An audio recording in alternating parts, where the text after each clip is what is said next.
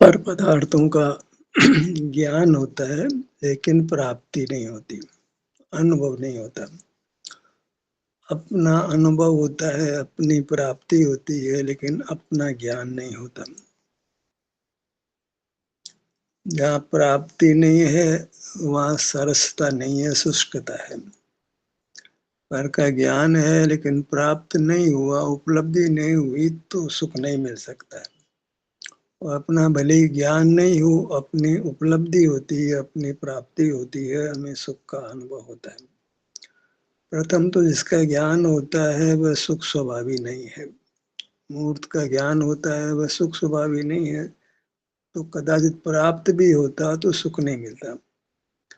पुद्गल की प्राप्ति पुद्गल को ही है, हमको नहीं है।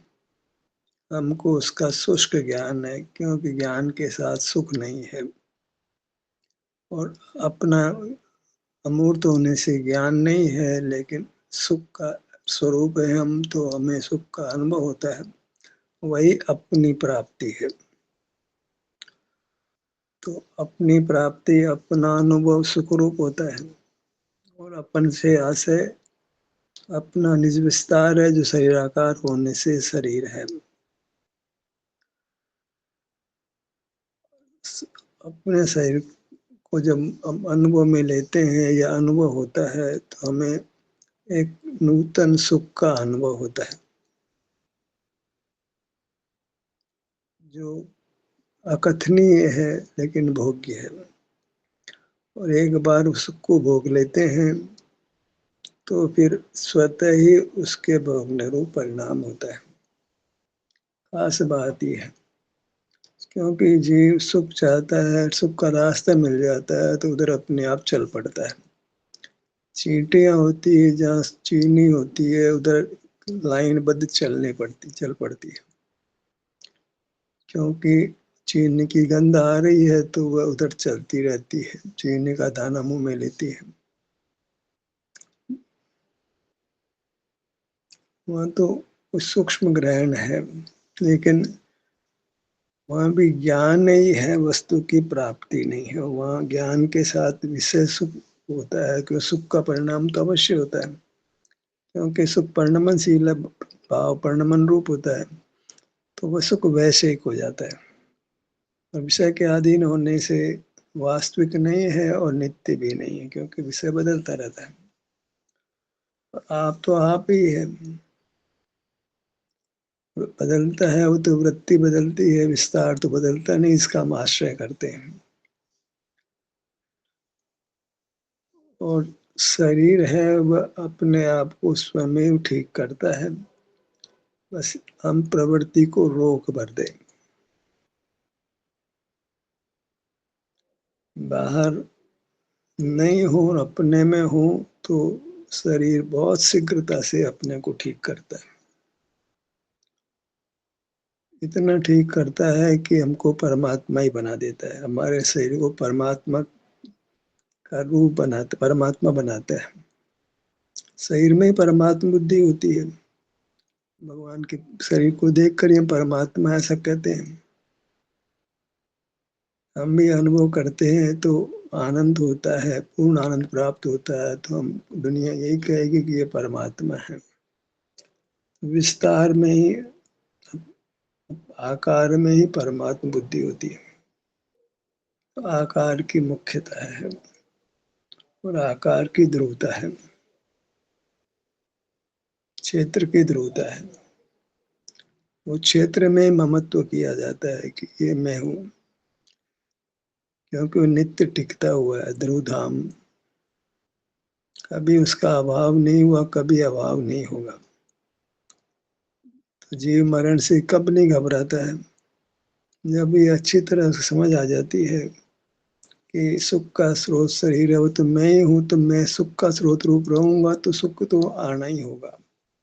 कहीं भी हूँ मेले से सुख तो मुझे होगा, क्योंकि मैं सुख स्वभावी हूँ, तो उसका परिणमन तो होगा।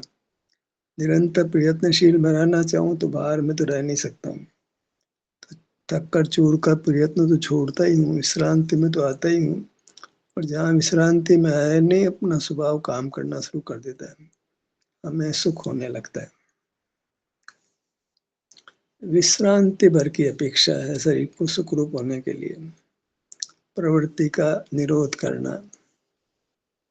मनुष्य का है तीनों इंद्रियां, चार प्रकार की प्रवृत्ति का निरोध करना। श्वास का तो अनुभव के समय निरोध होता ही है, करना ही नहीं पड़ता है। जहाँ संवेदन होता है उसमें श्वास रुक जाती है। फिर संवेदन निरंतर नहीं होता, इसलिए श्वास फिर आ जाती है, हम संवेदन से छूट जाते हैं। परंतु श्वास समाप्त ही हो जाता है, पवन की आवश्यकता ही नहीं रहती है। अभी तो पवन की आवश्यकता नहीं और अनेकों पदार्थों की आवश्यकता होती है। प्रधान तो भोजन है, वस्त्र है, मकान है,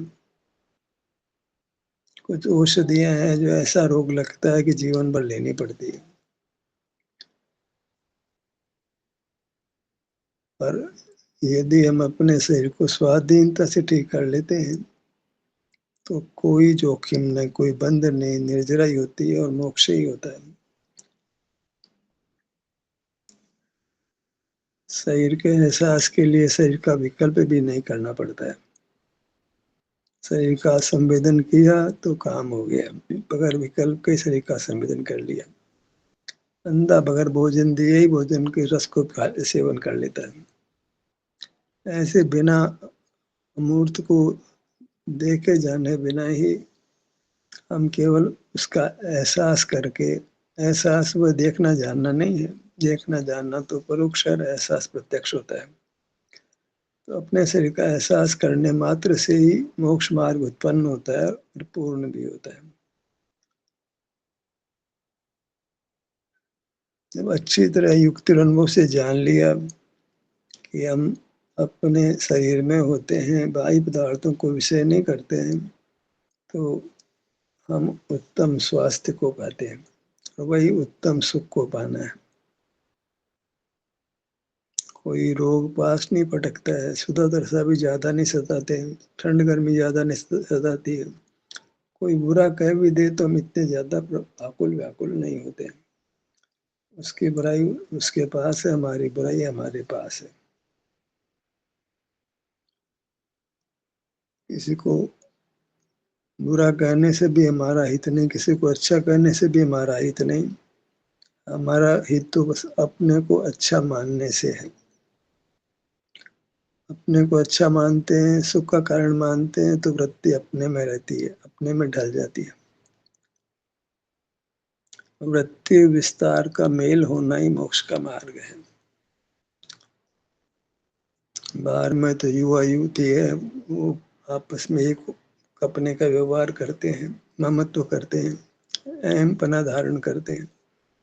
और यहाँ तो एक ही वस्तु में ही स्वस्वामी संबंध हो जाता है। दो वस्तुओं का स्वस्वामी संबंध तो कल्पना मात्र जो ज्ञान से पैदा होता है। ज्ञान नहीं करते तो सब प्रकार का संबंध पर पदार्थ के साथ नष्ट हो जाता है, कल्पना नहीं की जाती है।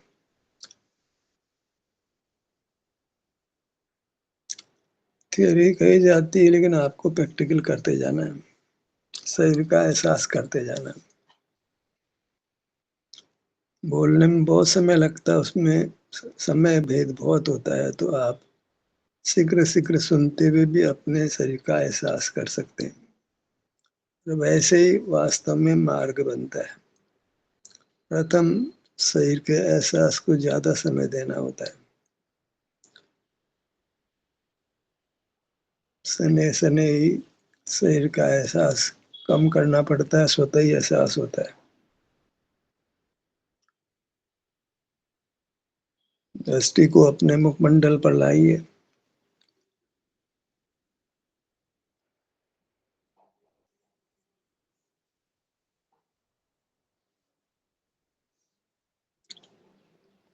अच्छा लगता है तो फिर अपने आप ठहरना भी हो जाता है।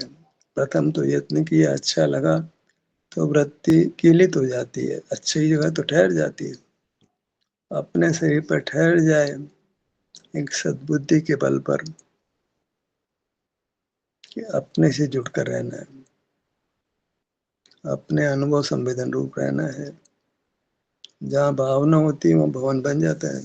मतलब अंतर में रहने की भावना होती है तो फिर अंतर में रहना हो जाता है।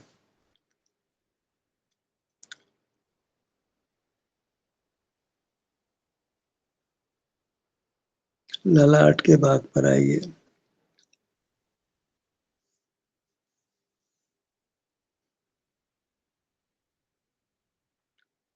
आप छोटा भाग चुने, बड़ा भाग चुने। बड़े भाग का चुनाव शीघ्रता से कर सकते हैं।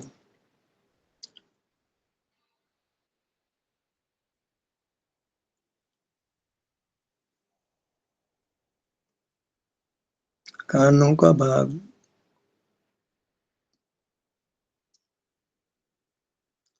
ठुड्डी,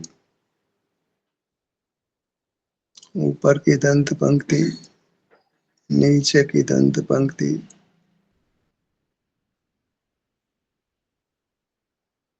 विश्राम, यानी कुछ भी नहीं करना, जानना भी नहीं, तब स्वतः ही अनुभव होता है। इसको हम स्व संवेदन कहते हैं।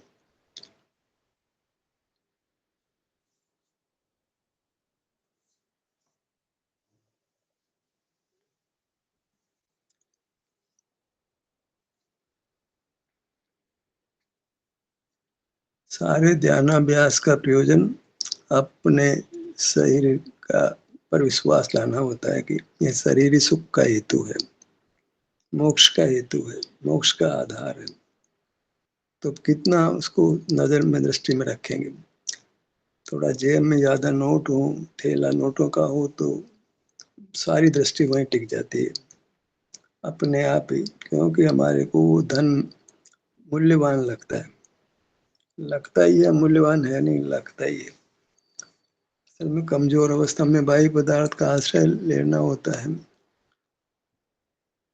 तो बाह्य पदार्थ का अर्जन रक्षण भोग हो जाता है। पर अपने में रहते हैं तो फिर बाह्य पदार्थ का ज्ञान भी नहीं, अनुभव का तो प्रश्न ही। अब अपनी वस्तु का तो अनुभव होता है, ज्ञान नहीं होता है। सुख का अनुभव होता है, ज्ञान नहीं होता। पर का ज्ञान होता है, अनुभव नहीं होता। तो पर का जानना शुष्क है, अपना अनुभव करना सरस है। तो हो गया, सारा मार्ग तय हो गया। फिर अपने अनुभव रूप रहते हैं, संस्कार बनता है, स्वतः ही अपने अनुभव रूप रहते हैं। जिस कार्य को हम करते हैं, जिस क्षेत्र में हम रहते हैं, सहज ही उस क्षेत्र का लगाव हो जाता है, रुचि हो जाती है। पर द्रव्य के भिन्न आप में रुचि सम्यक तो कला है। अपने पांव से मस्तक तक आए, हमको अच्छा लगा, तो इतने क्षेत्र का प्रेम जागृत हो जाता है। तो प्रेम जब होता है तो वो विषय बार बार अपने ज्ञान का या अनुभव का विषय बनता है। पर का ज्ञान, अपना अनुभव। गर्दन के भाग पर आइए।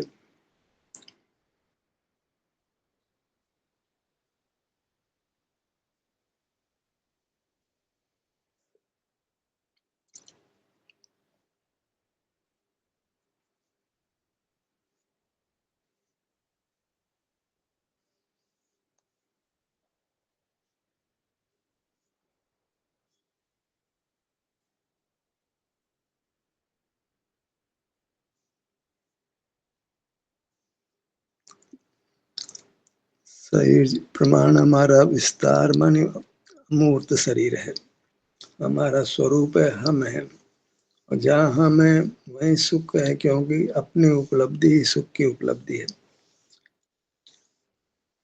आत्मोपलब्धि को ही मोक्ष कहते हैं। और आत्मा शरीर के आकार होने से अपना मूर्त शरीर है, उसकी उपलब्धि होना वही सुख की उपलब्धि है, मोक्ष की उपलब्धि है, मोक्ष मार्ग की उपलब्धि है।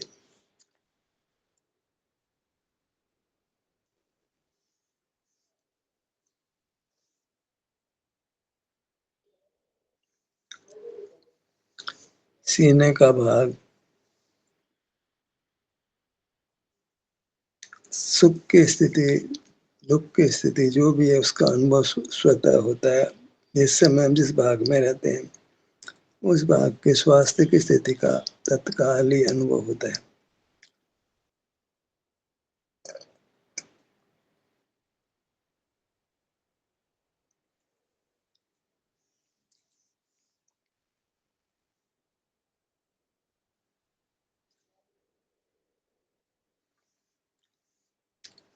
वर्तमान में यदि क्षुधा है तो क्षुधा की पूर्ति करके फिर अनुभव करने लग जाना है।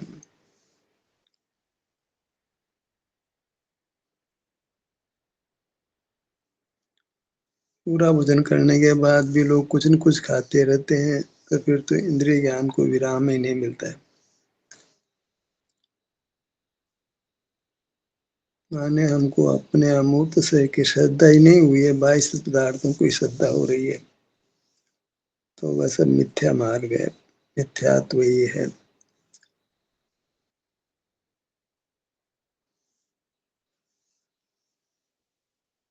पीठ के भाग पर आइए।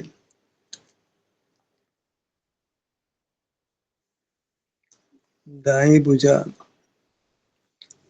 बाई भुजा,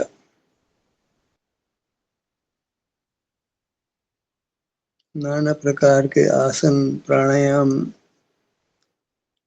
इसका इस काल में बड़ा प्रचार हुआ। योगा को इंटरनेशनल डे बनाया गया, पर जहाँ बिल्कुल योग भी नहीं करते, आसन भी नहीं करते हैं,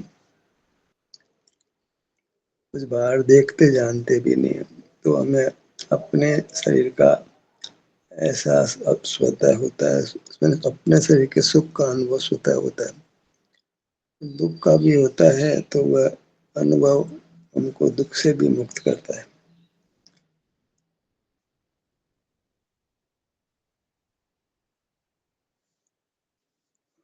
दाई भुजा,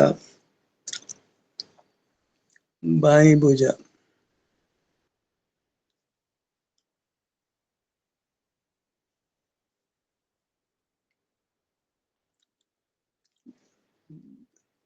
बोलना, अंगों का नाम बोलना या मन में लेना, वह सब स्वरूप च्युति रूप है। तथापि बाहर ही बाहर रहने से हमको अपने को अपने अंगों पांगों की याद करनी होती है, याद दिलाना होता है।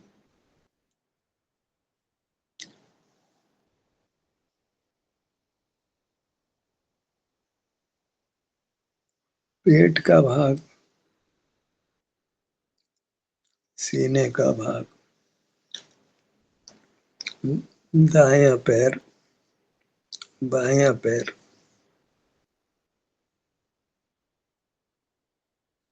जो भी मुक्त हुए हैं वे अपने शरीर की श्रद्धा करके मुक्त हुए हैं।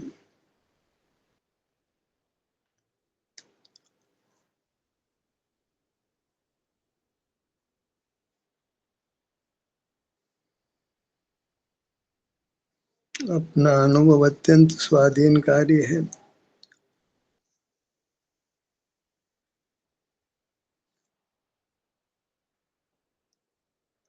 वह ज्ञान का निरोध करते हुए प्रकट होता है। ज्ञान है वो अनुभव का निरोध करते हुए प्रकट होता है। ज्ञान को छोड़ना है, ज्ञान में जो कुछ आया गया उसको भूल जाना है।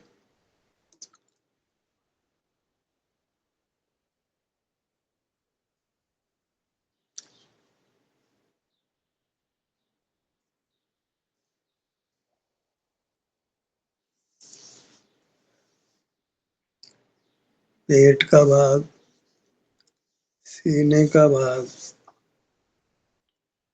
दायां पैर, बायां पैर, ऐसा करके आप अपने अंगों पर आते हैं तो आपको एक विशिष्ट अनुभव होता है जो बहिर्मुखता में नहीं होता। बस इस विशिष्ट अब अनुभव की इस दशा को ही हमने बार बार भोगना है। अपने विस्तार में रहने से होने वाले सुख को ही बार बार भोगना है। तो बाह्य जगत के प्रति अनजान हो जाते हैं तो सारा दुख ही चला जाता है। जहाँ अपने में है और जगत के ज्ञान से रिक्त हैं तो वह मानो मोक्ष की दशा है, मोक्ष का ही स्वरूप है। वहाँ एकदम उत्तम स्वास्थ्य प्रकट होता है जिसकी हमको कल्पना भी नहीं, ऐसा उत्तम स्वास्थ्य प्रकट होता है। जब हम प्रमुख नहीं होते हैं, अपने अनुभव रूप होते हैं, अपने एहसास करने रूप होते हैं। अपनी सीमा में रहते हैं, उसका उल्लंघन नहीं करते, और सीमा तो हमको बराबर नेत्र बंद करके अच्छी तरह अनुभव में आती है, और कोई विघ्न भी नहीं है, क्योंकि मूर्त बिल्कुल जानने में नहीं आता है। तो अनुभव का परिणाम ही ऐसा है जो हमको सब विकारों से मुक्त रखता है। ध्यान का सत्र यहीं समाप्त होता है। आपकी सहभागिता के लिए धन्यवाद।